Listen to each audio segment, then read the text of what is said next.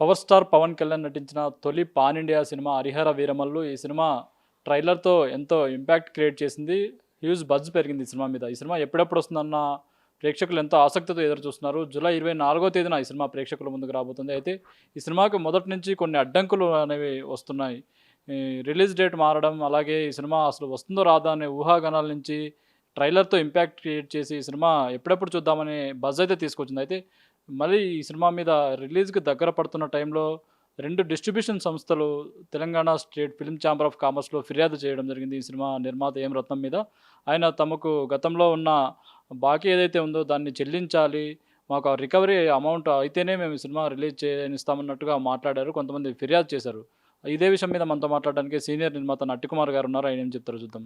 Hi sir. ఇప్పుడు ఒకటమ్మా, మీకు నిర్మాతకి బాకీలుంటే chamber through మాట్లాడవచ్చు, కూర్చోవచ్చు, మార్గాలు 100 ఉన్నాయి. దాని తప్పులేదు. సినిమా ఆపే రైట్ మీకు కాదు కదా, ఎవరికి లేదు. నిర్మాత బాకీ ఉంది, నిర్మాత మీరు తీసుకోవాలి. నేను తప్పని చెప్పట్లా.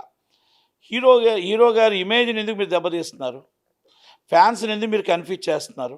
ఇదేమైనా మీకు అంటే మీరు కావాలని జరుగుతుందా, లేకపోతే మీ గ్రూప్ తగాదాల్లో హీరో గారిని లాగుతున్నారా? మీ గ్రూప్ తగాదాలు హీరో గారిని లాగుతున్నారా? మీకు రత్నంగా డబ్బులు ఇవ్వాలి, డబ్బులు వసూలు చేయొద్దని మేము చెప్పట్లా. సినిమాని మీరు ఆపుతాను అనడం తప్పు. ఆపటానికి మీరు ఎవరు? డబ్బు వసూలు చేసుకోండి అని చెప్తున్నా. వసూలు చేసుకోండి యాజ్ అ రైట్. ఉత్తరాంధ్రలో అయితే థియేటర్స్ కన్ఫర్మ్ అయ్యాయి. 150 థియేటర్లు ఉత్తరాంధ్రలో ఉంటే 135 థియేటర్లు ఫస్ట్ డే ఫస్ట్ షో అక్కడ పడుతోంది. అలాగే వారం మొత్తం 125 థియేటర్లో రన్ అవుతుందని ఒకటి వస్తుంది సార్. అది ఎంతవరకు?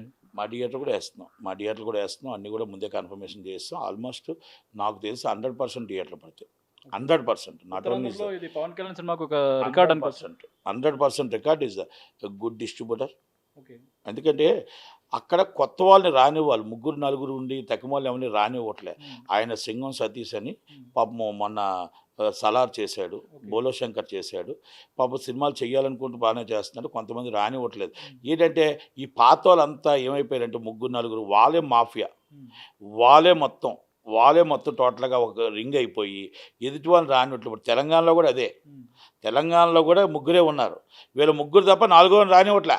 ఇలాంటి సమస్యలను నా దృష్టికి తీసుకురండి అని పవన్ కళ్యాణ్ గారు చెప్పారు కదా సార్. పవన్ కళ్యాణ్ గారి దృష్టి తీసుకొచ్చాను. నేనే 2 కోట్లు డీడీ ఇచ్చాను. సినిమా ఏదో ఒక రేట్ అంటే నేను కూడా డీడీ తీశాను. డీడీ తీసి నేను ఆ 2 కోట్లు డీడీ పెట్టాను. ఓకే, మైత్రికి అయింది, నాకు అవ్వలేదు, తప్పేం లేదు. అంటే ఎవరో ఒకరు అవ్వాలి. ఇప్పుడు నాకెవరో మీలాగా నాకు అక్కడికి వచ్చి ఏమంటే సినిమా అవుతుందంటే ఓకే, నేను కడతాను, ఆ డబ్బు నేను ఒక రేటే చెప్పాను, ఆ రేటు ప్రకారం నేను కడతాను, ఆ రేటుకి అయితే నేను కడతాను అని చెప్పాను. ఓకే, ఎవరు చేయలేదు. థియేటర్లు అడ్వాన్స్లు ఎవరు మళ్ళీ తానికి కొంతమంది నాకు చెరగొట్టిన వాళ్ళు కూడా కొంతమంది ఉన్నారు. నట్టికుమార్కి అయితే అడ్వాన్స్లు ఇవ్వం. అది నాకు అవసరం లేదు. అడ్వాన్స్ నేను అడ్వాన్స్లు చెప్పానా? నాకు కావాలని చెప్పానా? నువ్వు అడ్వాన్స్ ఇస్తే సినిమా నీకు సినిమా ఎంత అవసరమో నాకు డబ్బు అంత అవసరం. నీకు సినిమా అవసరం లేనప్పుడు డబ్బు అంత నేను నీకు భయపడి సినిమా నేను సినిమా అంటూ చేస్తే అలాగే చేస్తా. నేను ఇంతకుముందు సినిమాలు చేసినప్పుడు కూడా ఫుల్ పేజీ 3 days బిఫోర్ నేను డిస్ట్రిబ్యూటర్ కట్టే డబ్బు ప్రొడ్యూసర్ కట్టి నేను డబ్బులు తర్వాత థియేటర్ కలెక్ట్ చేసుకున్నా. అంతే తప్ప థియేటర్ వాళ్ళు డబ్బు ఇస్తారు, ఆ డబ్బుతో సినిమా చేస్తానంటే ఆ స్టేజ్లో నేను లేను. నేను అందుకే డీడీ అడిగితే నేను 2 కోట్లు ప్లస్ ఇంకా 5 కోట్లు డీడీ కూడా సోమవారం తీసిస్తానని చెప్పాను. ఓకే, ఈలోగా మైత్రికి అయింది. సంతోషం. ఎవరికొకరికి అవ్వాలి. నేను అడగలేదు, వాళ్ళే అడిగారు. మధ్యవర్తులు ఎవరో వచ్చి నన్ను సినిమా అడిగితే నేను తప్పకుండా చేస్తాను, నాకు హీరో గారి కోసం చేస్తాను అని చెప్పాను. మంచి థియేటర్లో 406 థియేటర్లో నేను వేయాలని ప్రయత్నం చేస్తాను, ఒకవేళ నాకు ఇస్తే. అంతే. నాకు థియేటర్లో అడ్వాన్సులు రాకపోయినా చేస్తాను. అడ్వాన్సులు కాదు, ఇక్కడ గేమ్ ఆడుతారు తెలంగాణలో అడ్వాన్సులు ఇవ్వరు. తెలంగాణలో చాలా డ్రామాలు ఆడుతారు. రెగ్యులర్ ప్రొడ్యూసర్ అయితే అంటే ఎవరిని ఉంచరు వీళ్ళు. ఇప్పుడు అది వరంగల్ సీన్ అన్నాయని మొత్తం టోటల్గా రోడ్డు మీద పడేశారు. ఎవరిని రానివ్వరు వీళ్ళు. కొత్త వాళ్ళు రావద్దు, వీళ్ళే ఉండాలా. మైత్రిని కూడా రానివ్వకుండా చూద్దామని చూశారు, కానీ వీళ్ళ పప్పులు ఉడకలేదు. ఇక్కడ ఒకటి వినండి, పోటీతత్వం ఉంటే వ్యాపారం పెరుగుతుంది, 10 మంది బతుకుతారు. ఇద్దరే బతకాలి. అంత డబ్బు నాదే కావాలి, ఆంధ్రప్రదేశ్లో థియేటర్లన్నీ నావే కావాలి, తెలంగాణలో థియేటర్లన్నీ నావే కావాలి, మొత్తం నేనే తినాలి అనుకుంటే అది అరగదు. మీకు థియేటర్లు లేవు అన్నారు. ఎన్ని థియేటర్లు ఉన్నాయో అందరికీ తెలుసు. అంటే ఎన్ని థియేటర్లు ఉన్నాయో అందరికీ తెలుసు. నేను నాతో చెప్పించొద్దు. ఇది నువ్వు బయటకు వచ్చి నాకు లేవు మరి ఏమైనా ఎగ్జిక్యూటివ్లు అందరికీ తెలుసు, కానీ దానికోసం డిస్కషన్ చేయదలుచుకోలేదు నేను. దిల్ రాజు గారు తమ్ముడు శిరీష్ గారు మాట్లాడుతూ అసలు ఇట్లా పోటీ ఉంటే మేమే ఎక్కువ డబ్బులు పెట్టుకోవాల్సి వస్తుంది. అందుకే పోటీ లేకుండా మాకులో మేము మాట్లాడుకొని ఉంటే అందరికీ ఒక మంచి ఉంటది కదా అని అంటున్నారు. వ్యాపారం అండి, పోటీతత్వం ఉండాలి. వ్యాపారంలో 10 డిస్ట్రిబ్యూటర్లు ఉండాలి. 105 డిస్ట్రిబ్యూషన్ ఆఫీసులు తెలంగాణలో ఉండేవి. ఈరోజు 2 ఆఫీసులకు ఎందుకు వెళ్ళిపోయాయి, 3 ఆఫీసులకు ఎందుకు వెళ్ళిపోయాయి, 4 ఆఫీస్ ఏది? ఒక సురేష్ మూవీసు వీళ్ళందరూ కలిపి ఒక్క ఆఫీసు, ఒక గీత ఒక్క ఆఫీసు, ఒక మైత్రి మొన్న వచ్చిన ఆఫీసు, మీది దిల్రాజు గారి ఆఫీసు, అంతే కదా ఉన్నాయి. అంటే 5 ఆఫీసు రావద్దా? ఇప్పుడు గీతాన్ని మీరు ముగించలేరు, సురేష్ మూవీస్ను సునీల్ ఒకటి అయిపోయారు, మీకు ఆల్రెడీ మైత్రిని ముగించలేరు, మీకు ఆల్రెడీ దిల్రాజాలు ముగించలేరు, అంటే మీరే కదా. ఇంకా 6 వాళ్ళు రావద్దా? రాకూడదా?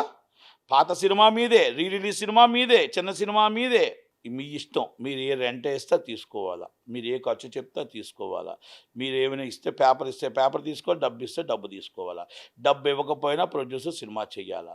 అంటే ప్రొడ్యూసర్లకు ఆలోచించుకోవాలా, ప్రొడ్యూసర్లు ఆలోచించాలా. ఇంకో డిస్ట్రిబ్యూటర్ ఇక్కడ రావాలా, ఇంకో డిస్ట్రిబ్యూటర్ వెస్ట్ గోదావరిలో రావాలా, ఇంకో డిస్ట్రిబ్యూటర్ రాజమండ్రిలో రావాలా, ఇంకో డిస్ట్రిబ్యూటర్ ఇక్కడ రావాలా, పెరగాలని నేర్చుకో. ఎలక్షన్లకు ఓట్లు వేయడానికి 600 మంది వస్తున్నారు డిస్ట్రిబ్యూటర్లు. మరి మీకు ఆంధ్రప్రదేశ్లో ఆఫీసులు ఎన్ని ఉన్నాయి? 15-20 ఆఫీసులు లేవు. కనుక ఇవన్నీ కూడా ఒక్కసారి పవన్ కళ్యాణ్ గారు కూడా దృష్టి పెడతారు. నేను కూడా హీరో రేవంత్ రెడ్డి గారి దగ్గరికి, వాళ్ళ దగ్గరికి కూడా చంద్రబాబు నాయుడు గారి దగ్గరికి తీసుకెళ్తాం. ఈ మాఫియాని అరికట్టాలి. ఇది ఒక చాలా కనబడని రాజ్యం. ఇప్పుడు ఇంకొకరు ఈ సినిమా కొనవలేదు, చాలామంది వెళ్ళారు. ఈ సినిమాకి బయట వాళ్ళు కొనడానికి హీరో గారి కోసం ఆసక్తిగా డబ్బు పట్టుకుని వెళ్ళారు.